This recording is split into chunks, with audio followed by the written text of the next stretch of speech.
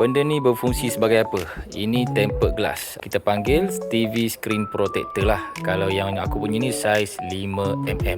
Memang fungsi dia untuk protect kita punya device. Kalau ni TV punya.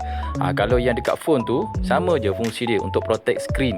Ini jenis untuk TV besar lah. Yang aku punya ni saiz 5 inci. Contoh TV aku pernah pecah juga. Anak aku baling remote dah, baling bateri lah. Keras. Tengok, ini tanpa screen TV protector memang jahanam lah. Tapi aku boleh baling ni sebab aku ada screen TV protector. Tengok ni, tak ada masalah guys. Lagi satu, kalau anak kau baling apa-apa kat situ, dia boleh protect. So itu fungsi dia.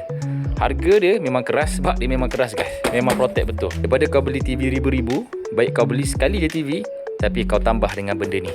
Harga dia dekat beg kuning tu. Korang boleh pilih ikut saiz korang. Memang padu guys, memang padu.